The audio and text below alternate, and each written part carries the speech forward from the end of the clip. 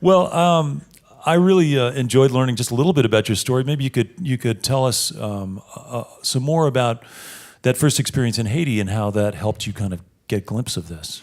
Sure. So, at first we just wanted to self-deploy, self-organize. We had offered up our services to some aid organizations, and they all came back and said no. So we decided to put together our own team, and we never thought that we'd be one of the first medical response teams on the ground in Port-au-Prince after the earthquake. Yeah.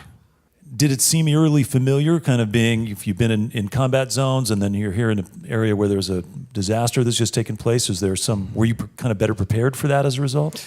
Well, sure. Disaster zones and combat zones are eerily similar to each other. Limited resources, the unfamiliar sights, sounds, and smells. And so veterans are uniquely skilled in those types of environments. Yeah, and so you think there's a lot of veterans who come off of deployment, come off of their tour, are back in civilian life, and are missing some of that feeling of giving back or being part of a team? Sure. So you join the military to be part of something bigger than yourself, and when you take off the uniform, you still want to continue to serve.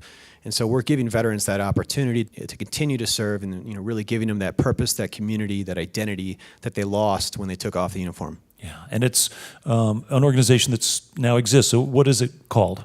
It's called Team Rubicon, and we're based out of Los Angeles, California. We have 15,000 veterans across the country, and we're about to go international as well. Are you focused primarily on medical services, and so people with medical backgrounds? So on the international side, we definitely do a lot of medical work and water sanitation, but on the domestic side, we don't have a medical mandate right now. It's just debris clearing and expedient home repair, assessments after natural disasters. How do you decide who gets to participate? You just open the doors and say, we need 100 guys, we need 500 guys. How does this work? Well, we plug ourselves into the Emergency Operations Command first, and we get a tasker from them. And that's how we determine the size and scale, scope of our response. And then we go into our database, we search for those people that have those skills and experiences, and we activate them.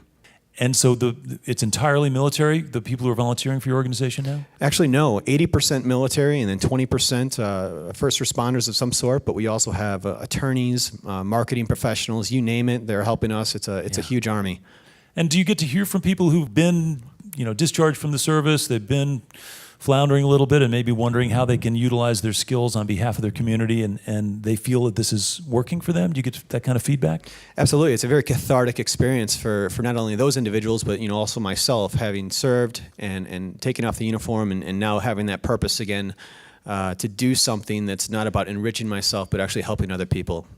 I imagine there's a huge need. Well, it's a tremendous need. If you consider over the last 5 years, there are over 350 federally declared natural disasters. So there's a huge need on both ends to engage these veterans in this type of service, and also on the natural disaster end. Unfortunately, it's only increasing. Wow. How does the infrastructure, the organization, the database, the website, all of this, how does that get paid for or funded? How does it happen? So 65% from corporate foundations and then 35% from the individual donor. The moms and pops across the country who donate $80 on average to our response. Oh, wow. And so is the word getting out there? Do you think people are aware of the fact that this is a service and an opportunity for people to get some added muscle and added help when there is a disaster? It's amazing how viral the message has gone. Yeah. We've done zero outreach to get those 15,000 volunteers. Wow. It's just by word of mouth. Yeah. And how much of your time do you spend on this? I don't know how many hours there in a week in this. Yeah, I pretty much sleep with my phone next to my head. So yeah. Did you imagine that this would become as big a part of your life as it has when you first went to Haiti? No, I wanted to go down to Haiti, and I was going to come back and go back to work. I thought I'd be down there for a week. I told my business partner at the time, dude, hey, do you mind if I go down to Haiti for a week? He's like, no problem.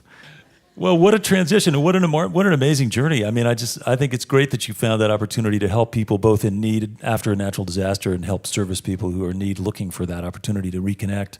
And if there's folks who want to learn more, is there a website people can go to? There is. It's teamrubiconusa.org. teamrubiconusa.org. And if you can't remember how to spell Rubicon, you can go to eTown and we'll help you find your way from there too. That's right. Yeah. Well, congratulations, Will. Thanks so much for joining us. And really, it's one of those great stories where everybody wins in this situation.